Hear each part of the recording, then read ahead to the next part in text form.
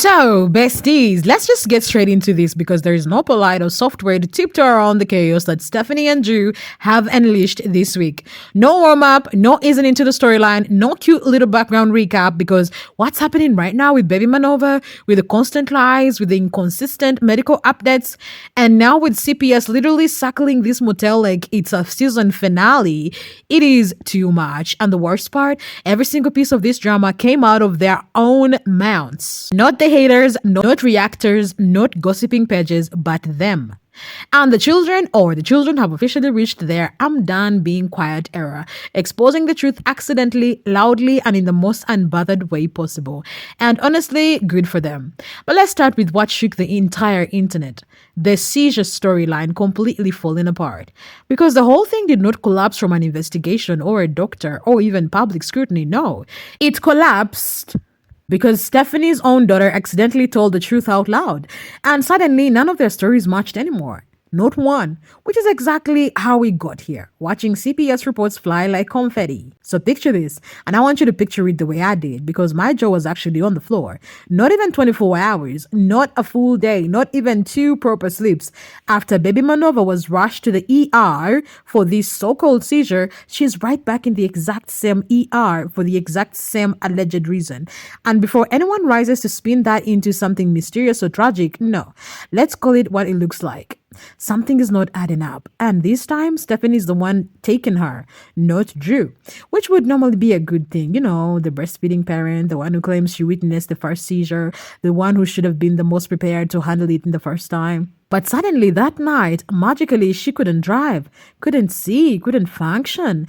Except somehow she could post like 20 times about the emergency. And listen, I am not a scientist, but I'm pretty sure if your eyes work well enough to hop on social media and type paragraphs in the dark, they probably work well enough to drive. But okay, sure, let's pretend. Anyway, this time she finally gets her moment, her live stream ready ambulance ride. And for a second, everyone thought, you know what? Maybe now these two are going to focus on their child and not their audience. But of course not. So Stephanie Jenkins is back in the ER, allegedly, because she put this post here that I'm going to go ahead and put on the bottom. But she's like, please don't make my life or our lived experiences your content. Why are you telling us, Stephanie Jenkins, that you're taking your kid again to the hospital, Momo or Moderna or Minerva, whatever her name is, that you're taking your baby back to the hospital, and then in the same breath you go, don't make our lived experiences your content. We wouldn't be doing it if you weren't putting it out there in the first place. You want attention so bad, it radiates. I feel like she's needs to pay some bills or something. Like Stephanie Jenkins needs to buy rugs. Like her content is getting very how do I say, intense. And a lot of people are pointing out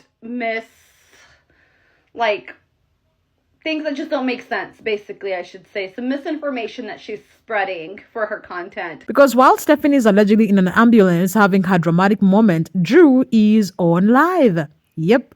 Again, this family treats emergencies the way normal people treat buy one, get one coupons as opportunities. They will literally monetize oxygen if you let them. He posts a video immediately after the baby leaves, then goes to pick up the older kids from school, takes them to the motel, and suddenly, magically, he knows how to act like a parent. The same man Stephanie swore couldn't be left alone with the kids, couldn't handle them, couldn't survive 5 minutes without her. But here he is, talking calmly to the kids, responding like a functional adult, actually getting off the live to help them, not yelling, not cussing anyone out. Meanwhile, when Stephanie goes on live, the kids act like they're in a museum. Don't breathe, don't blink, don't even ask for a cup of water or she'll snap like she's allergic to her own children. Now look, maybe Drew was acting for the camera, sure. But kids don't lie with their behavior. They don't run to someone for every little thing if they're terrified of getting screamed at. That kind of comfort is real. And then, while he's performing Dad of the Year, he decides to drop the most chaotic line of the night. The doctors said her brain is still phasing. A medical term so fake. Even Google said, girl, I don't know her. So she was just standing on the couch, bed, whatever. Pickles. That might just be relish, honey. Where?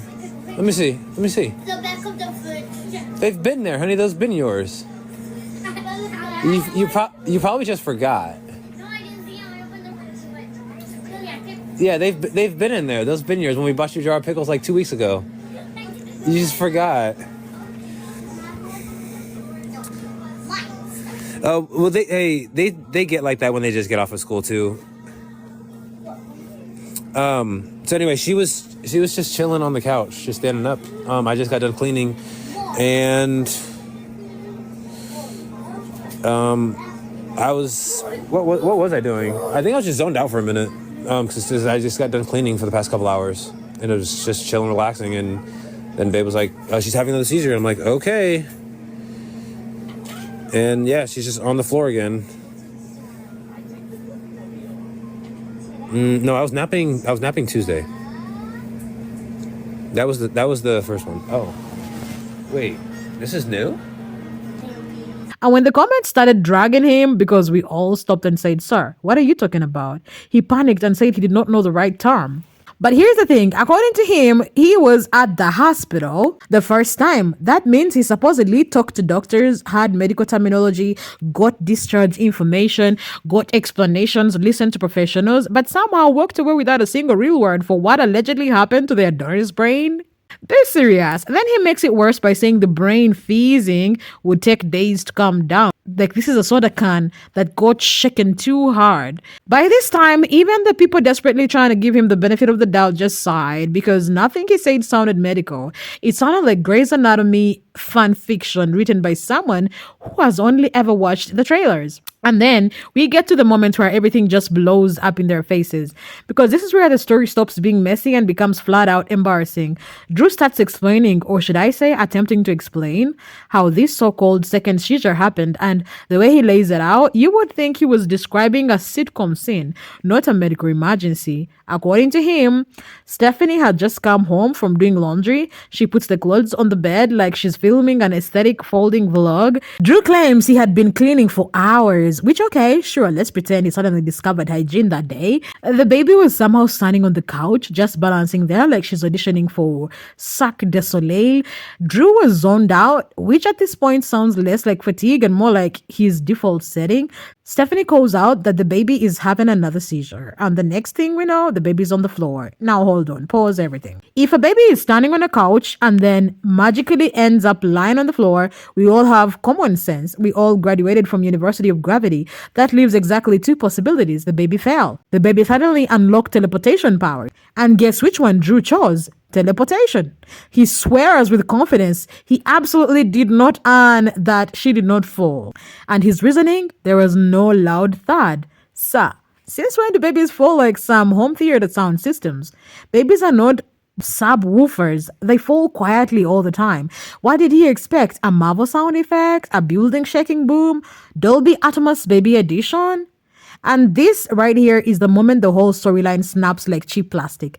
Because out of nowhere, loud and crystal clear in the background, we hear Addie, Stephanie's eldest daughter, casually drop the kind of truth bomb parents spray their kids never say on live. She fell off the bed yesterday. Not whispered, not mumbled, not hinted. Straight up said, with full volume, like a headline, and the kids keep talking because bless their hearts. They had no idea Drew is actively lying to thousands of people and desperately needs them to shut up to keep the script going.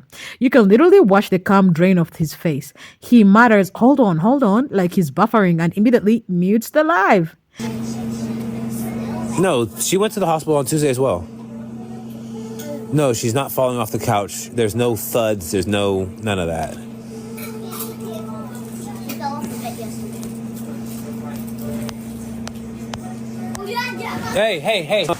Hey. What the heck, guys? Hey, hold on.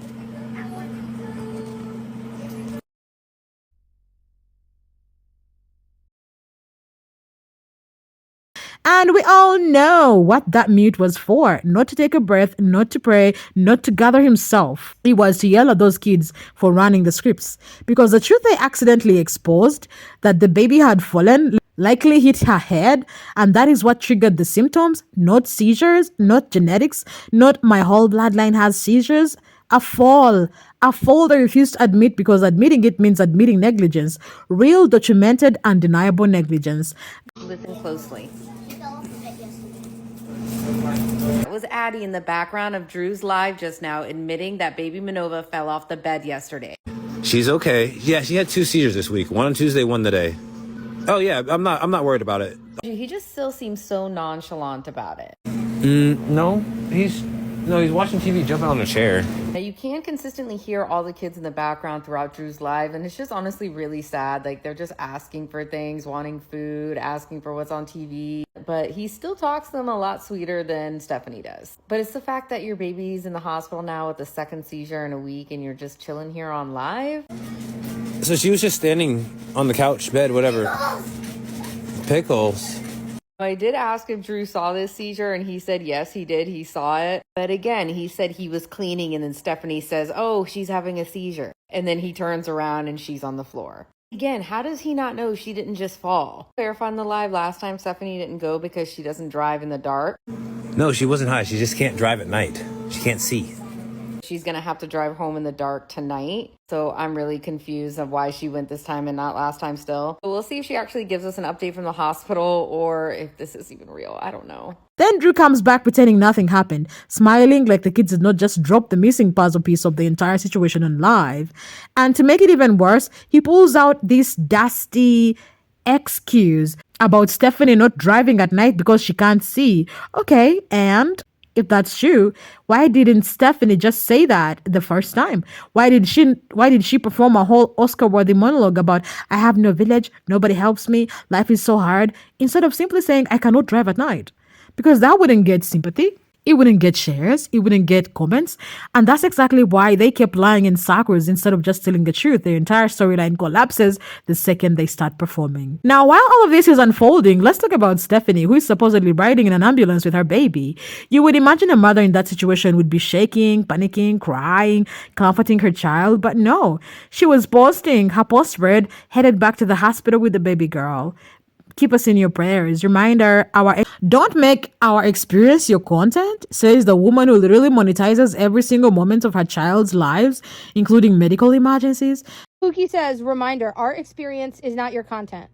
So what, it's just her content? Your baby had a seizure. You didn't go to the hospital with your baby. You stayed in your motel home and made TikToks. That's weird. Like, that's actually weird. I'm not trying to hide my double chin, by the way. I've seen people say that. I don't really care. It's just more comfortable with this here. Yes, that is foil on my bedroom window. It helps insulate my window because I live in very cold, very, very cold. Stephanie says that I used her daughter's seizure for profit, as if she didn't do the same thing. Pookie, Pookie, Pookie. I'll tell you the biggest difference. It's not my kid, and it would never be on the internet if it was. And that's the difference between us. You exploit your kids for money. And then I tell you how awful that is to do. That's it. Pookie, you think that your experiences are unique, that you're the only parent that has kids that have problems. We all have kids that have problems. Everybody in the world has problems, actually. Everybody's got the same problems that you have. The big difference is you exploit your kids' problems on the internet for money. Period. That's what you do. You make money off of this. You make money off of putting your kids through living in squalor, not having a home. That's what you choose to do. And I guess that's fine. I mean, if that's what you want to do as a parent, then that's what you want to do. But then you don't get to get mad at everybody for saying how awful that is. You know it's awful. It's a weird thing to do. It's not nice. And it's not what you should do as a mom. But it's what you choose to do. And then the rest of us say, stop. And you don't listen. And that's it. That's what we do. We go round and round and round. I've actually made videos saying what you could do step by step to get out of your situation. Like, to try not to really bash you. But then it's tough because, like, you know, you kind of married a pedo. Then you gave your kids to the pedo in bad ways. Then you never divorced the pedo. Then you moved your 2 vulnerable daughters in with a man they don't know. You know, you just make really bad decisions. And, I mean, they're your decisions to make. But I'm gonna provide my commentary on your bad decisions because you put them on the internet. You're like one of those people that is walking on the sidewalk in public saying, don't film me. Okay, then stay in your house. You're in public. You have no expectation of privacy. You're on the internet. You have no expectation of privacy.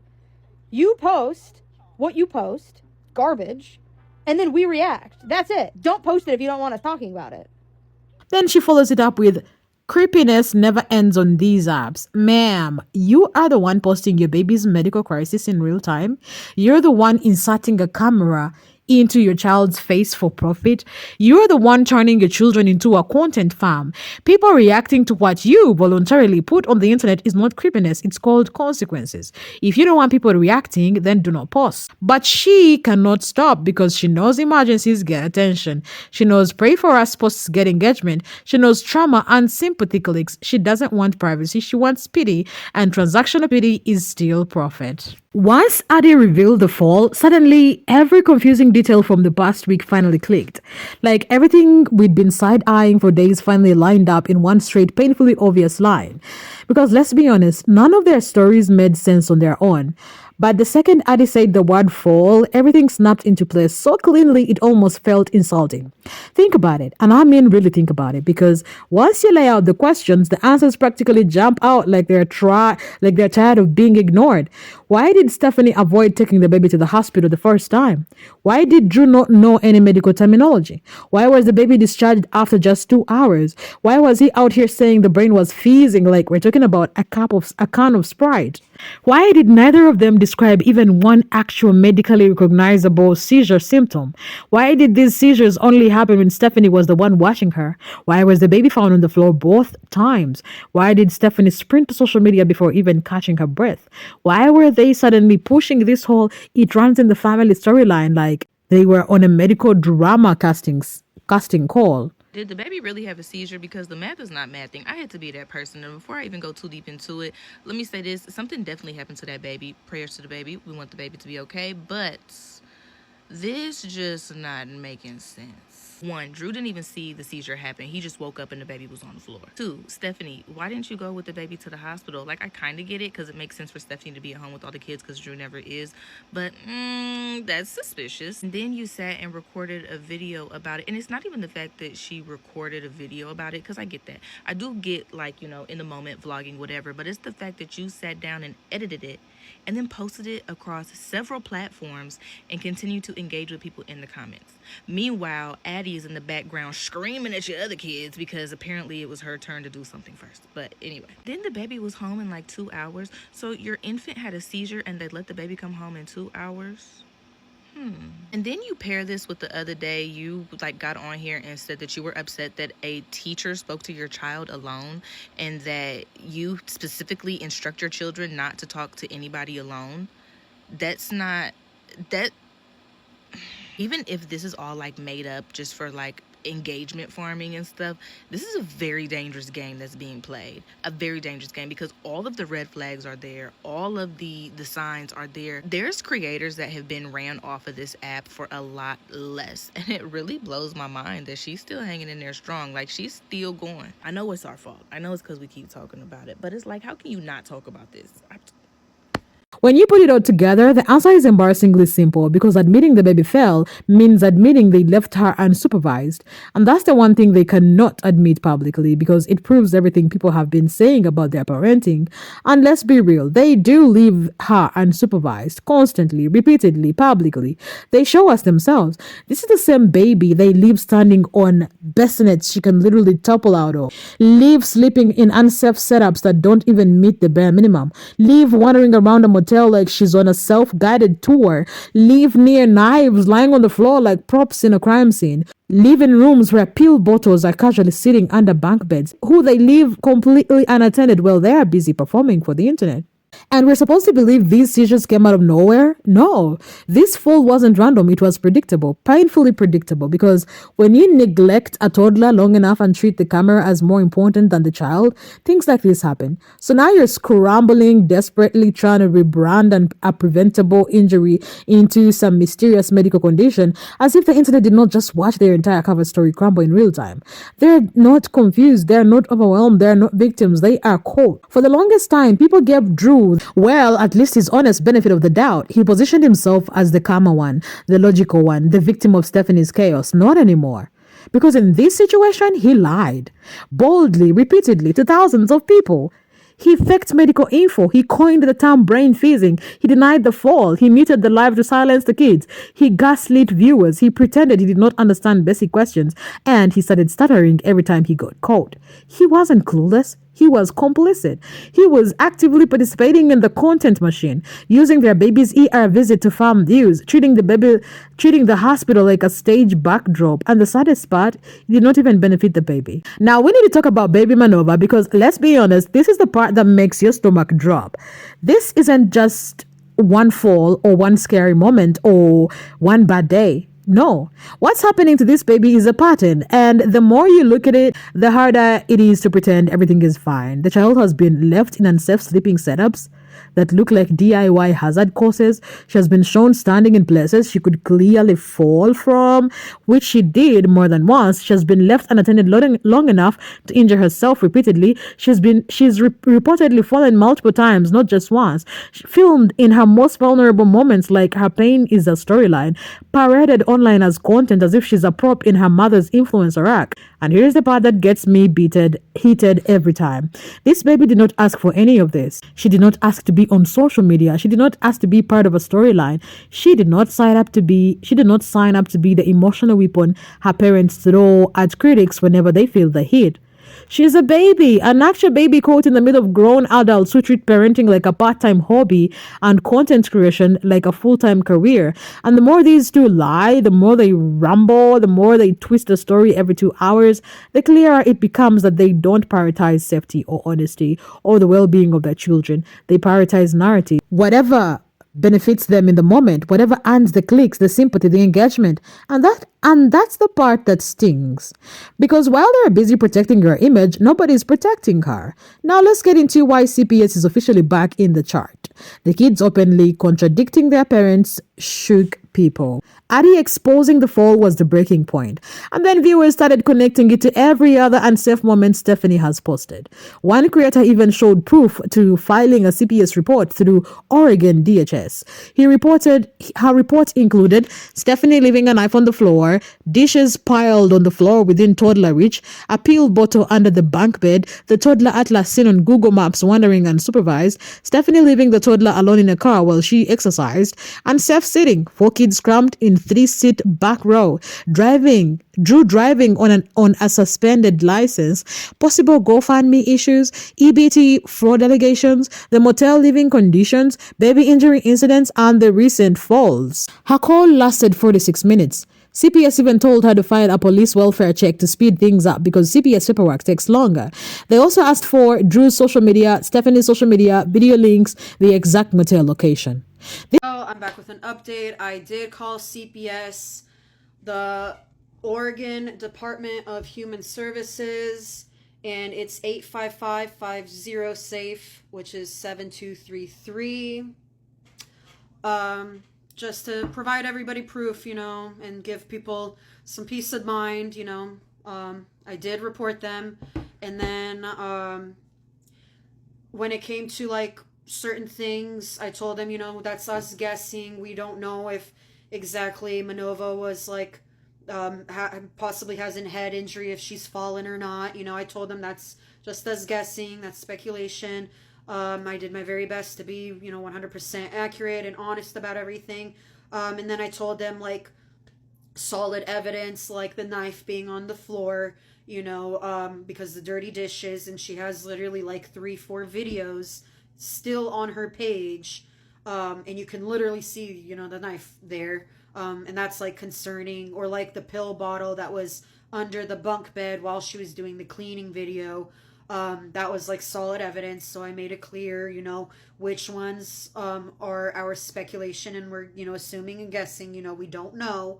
And then I also did let them know, like solid evidence, like the knife on the floor. This means they are finally taking it seriously, and honestly, they should have. Because this is not one isolated mistake. It's an entire lifestyle of negligence. And the part that ties it all together, Stephanie recently told her followers she does not let her kids speak to teachers one-on-one.